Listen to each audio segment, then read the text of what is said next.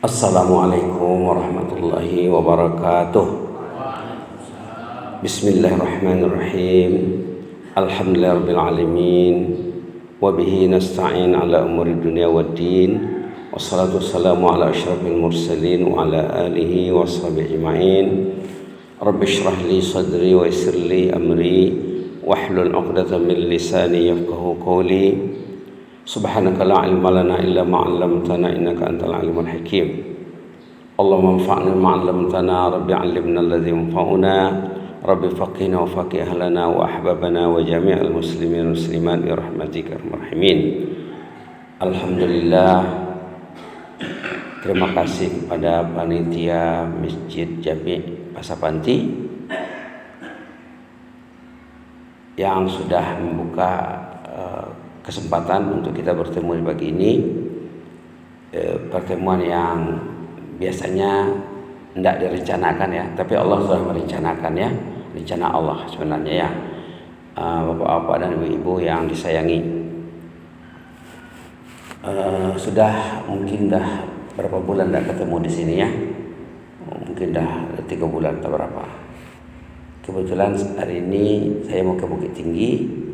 Kemarin dari Penyambungan, sekarang sudah tinggal di Penyambungan. Jadi bapak-bapak kalau datang ke Penyambungan bisa menghubungi nanti. Tidak jauh dari Masjid Agung.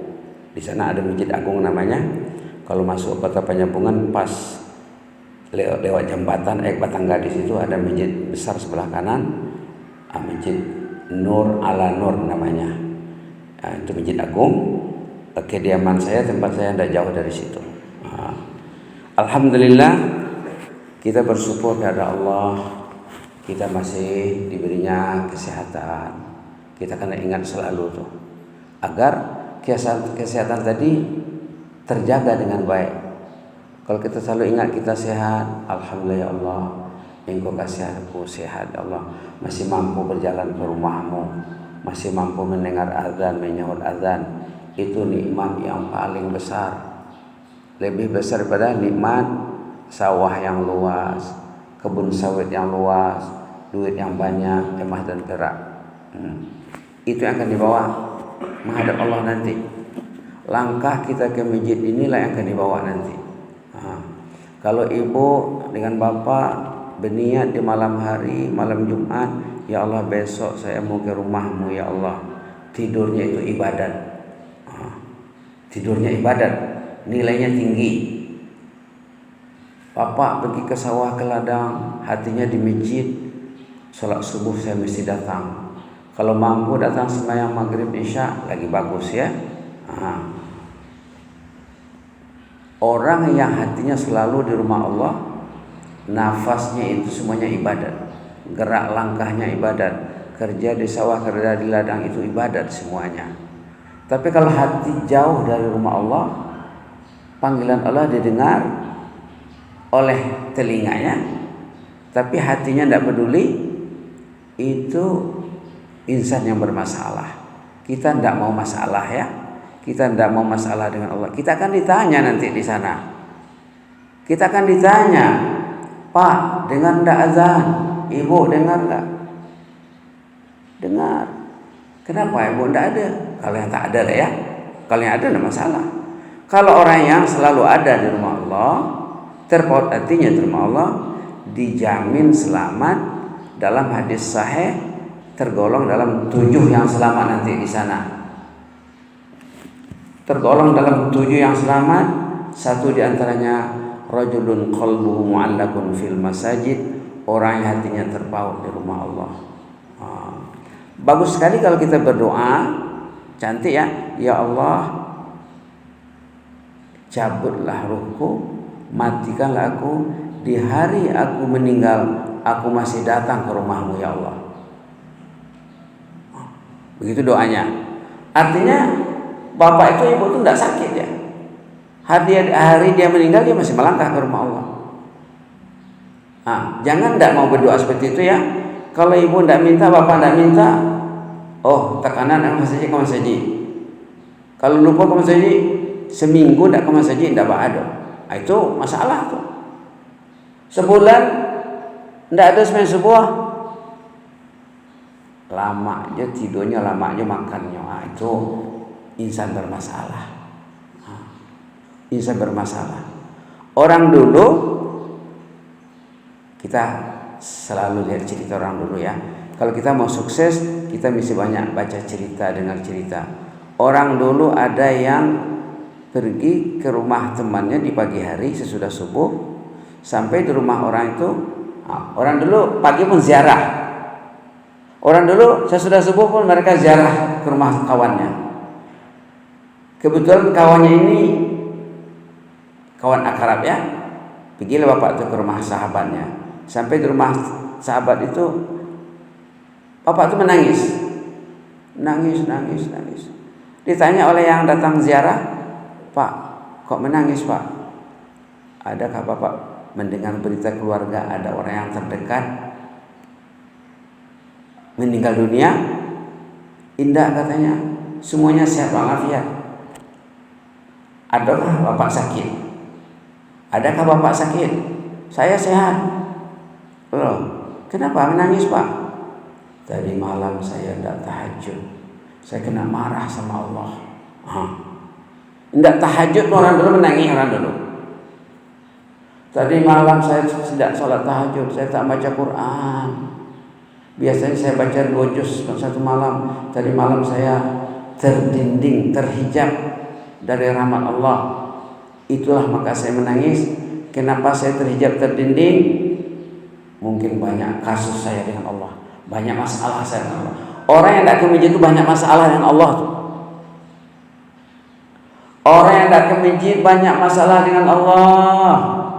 Orang yang tidak baca Quran banyak masalah dengan Allah. Allah tidak kasih tangannya pegang Quran. Allah tidak kasih lidahnya membaca Al-Quran.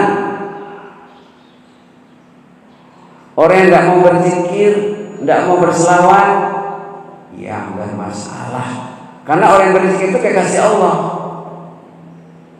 Orang yang mau berselawat itu kekasih Allah. Orang yang mau beristighfar itu kekasih Allah. Innallaha yuhibbut tawwabin wa yuhibbul mutatahhirin.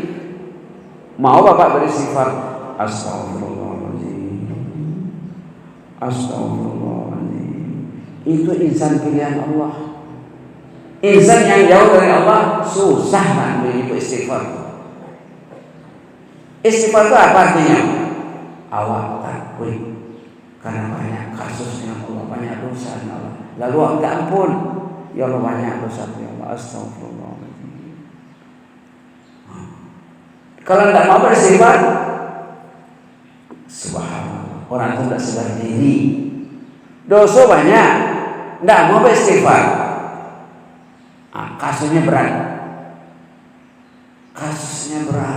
Tidak mau salawat, tidak mau bertasbih, tidak mau la ilaha illallah, tidak mau. Orang yang dekat kepada Allah, yang berat bagi orang lain ringan baginya, yang susah bagi orang lain senang baginya, yang pahit bagi orang lain manis baginya. Manis tahajud, manis semedi, manis baca Quran, manis duduk dalam majelis ilmu. Duduk dalam majelis ilmu seperti ini dikatakan majelis ilmu ya, pengajian, wirid, tazkirah, tausiah. Ini majelis ilmu. Orang yang mau duduk dalam majelis ilmu ini orang dipilih Allah. Karena nanti setelah selesai majelis ilmu ini, Allah mengumumkan kepada malaikatnya, malaikat banyak di sini, ramai di sini. Di mana ada perkumpulan membicarakan Al-Quran, membicarakan hadis, membicarakan Islam, membicarakan agama, datang malaikat berkerumun di sana. Ada tugas malaikat mengkerumuni, mendatangi di mana ada orang berkumpul. Datang malaikat. Itu tugasnya. Kalau bapak dengan ibu baca Quran di rumah, suami istri, datang malaikat ke situ. Ibu baca Quran dengan anaknya, datang malaikat ke situ. Setelah selesai acara itu, nanti malaikat menghadap Allah, melapor kepada Allah. Dalam akhir laporannya Allah mengatakan, "Ushidukum anni qad ghafartu lakum." Aku menyaksikan Kamulah saksiku yang meliput, yang hadir dalam acara mereka itu, dosa mereka sudah diampuni semuanya. Jadi yang mau duduk sejenak di masjid ini, orang dipilih Allah yang akan dikasih keampunan. Kumu maghfirah lakum, pulanglah ke rumah, dosa sudah diampuni Allah. Tandanya dosa itu sudah diampuni, semakin yakin beribadah kepada Allah. Semakin yakin. Ada dulu pernah ceritakan sini barangkali mungkin ibu-ibu teringat, ada seorang ibu di Batu Sangkar. Awal kebetulan anak pertama perempuan, suaminya orang Batu Sangkar, si Mampu. Di kampung menantu itu ada ibu yang rajin ke masjid. Maghrib bisa di masjid. Kalau dia pergi maghrib tidak pulang. Ada pengajian ikut pengajian, tidak ada pengajian tadarus ya kawan. Atau baca Quran seorang ibu itu. Subuh datang, maghrib bisa di masjid. Kebetulan ibu itu meninggal sesudah maghrib. Waktu imam memimpin zikir wirid salat, la ilaha illallah, la ilaha. Di situ ibu itu meninggal di masjid, dan sesudah salat dan waktu membaca la ilaha illallah, la ilaha illallah. Di situ dia diambil. Petangkap baik ke rumah famili sebelah menantu. Kata ibu tuh, saya merebahkan badannya Ustaz katanya setelah dia meninggal katanya, kata ibu tuh. Jadi ancaknya doa tadi ya Allah, saya ingin meninggal di hari saya meninggal, saya masih berzikir, saya masih membaca la ilaha illallah. Kalau mampu baca Quran lah. Ada seorang ibu itu meninggal untuk baca Quran. Ada yang dibacanya suratul An'am. Seorang ibu salihah, wanita salihah meninggal waktu baca Quran. Dia niatnya dari dia muda, dari dia sehat, ya Allah saya ingin meninggal, waktu saya meninggal saya puasa. Itu niatnya. Itu pun satu doa yang bijak. Ya Allah saya ingin meninggal, di hari saya meninggal saya puasa ya Allah. Ibu itu mak rajin puasa. Pas dari dia meninggal dia puasa, dia baca ayat dalam surat Al-An'am ayat 127, lahum darus salami 'inda rabbihim wa waliyum liman kanu ya'malun. Tersedia untuk ibu ini surga Darussalam. Itu ayat dibacanya. Lahum Darussalam, tersedia untuknya jannah Darussalam, surga Darussalam. Salah satu nama surga itu Darussalam. Itu yang kita minta. Allahumma antas salam wa minkas salam wa adkhilna jannata Darussalam. Kita minta selalu, masukkanlah kami ke dalam jannah Darussalam. Ibu tuh kontan dibayar Allah. Kontan dibayarnya. Dia baca ayat lahum Darussalam, tersedia untuk ibu ini jannah Darussalam. Inda rabbihim, pada sisi Allah, wa waliyuhum, Allah melindunginya, Allah menolongnya, bima kanu ya'malun, berkat usahanya, kegigihannya selama ini dibayar Allah waktu dia meninggal. Subhanallah, subhanallah. Ada pula kawan orang Thailand ya. Orang Thailand kawan dulu kuliah di Arab, sama-sama kuliah di Arab. Kemudian waktu bertugas di Brunei, sama-sama kerja di Brunei. Pernah tinggal serumah 5 tahun dengan dia. Dia ini rajin baca Quran, rajin ke masjid. Dan selesai kontrak kerjanya dengan pemerintah Brunei, pulang ke negerinya ke Thailand. Orang Thailandnya bagian Melayunya, yang bahasa Melayu. Di selatan Thailand orang bahasa Melayu di sana. Dia meninggal sesudah subuh macam ini, menunggu salat duha. Tengoknya duha jam berapa, ditunggunya. Pas menunggu subuh, menunggu duha maksudnya ya. Sesudah salat subuh menunggu duha, di situ dicabut ruhnya di masjid. Dia ke masjid naik kendaraan sendiri, masih sehat. usianya mungkin dah di atas 60 tapi masih sehat. Kalau awak kini dah dekat 70, alhamdulillah.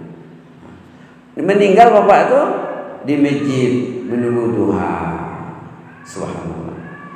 Ada pula cerita teman di Brunei. Ini kawan baik, sekantor dulu dengan bapak ini. Ini lelaki ya. Dia guru bahasa. Kalau kita guru bahasa Indonesia, kalau sana guru bahasa Melayu. Orang sana bilang cikgu bahasa Melayu katanya. Guru bahasa meninggal tengah hari waktu tidur ibadat. Apa itu tidur ibadat?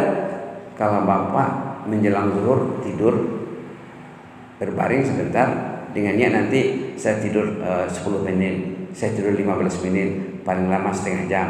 Bangun tidur saya mau ke masjid supaya nanti sholatnya tidak ngantuk.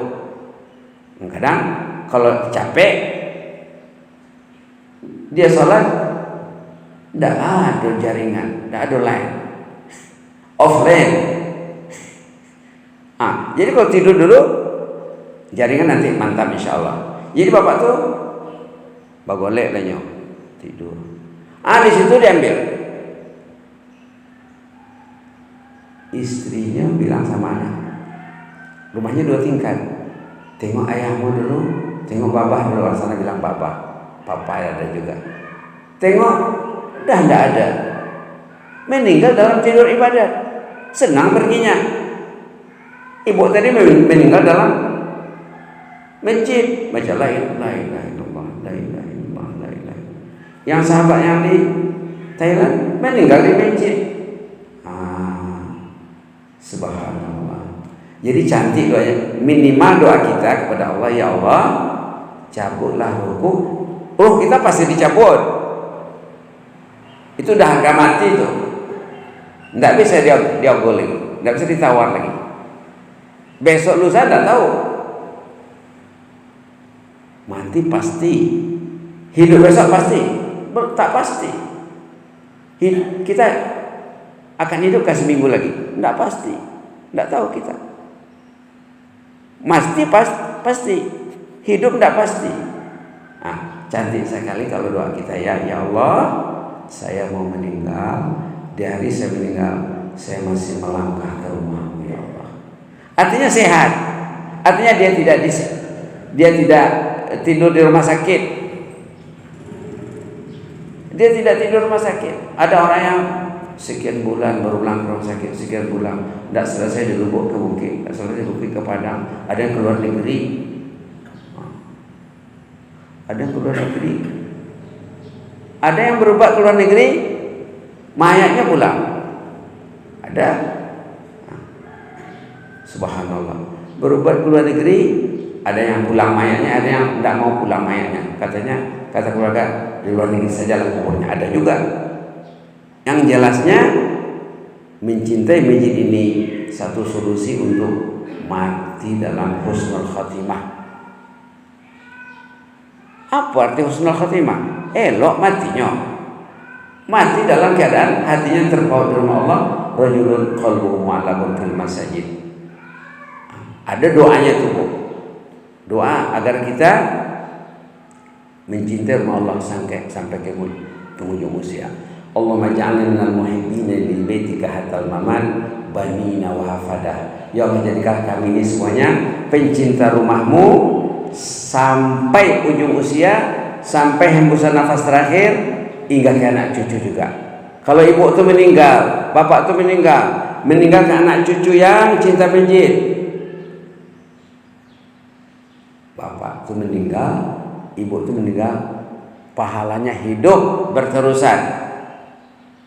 Kalau kita gagal mendidik anak untuk ke masjid, mendidik cucu, kalau kita dianggap lengah dan lalai, tidak mendidik dengan maksimum, kata orang Kuala Lumpur maksimum, orang sini maksimal.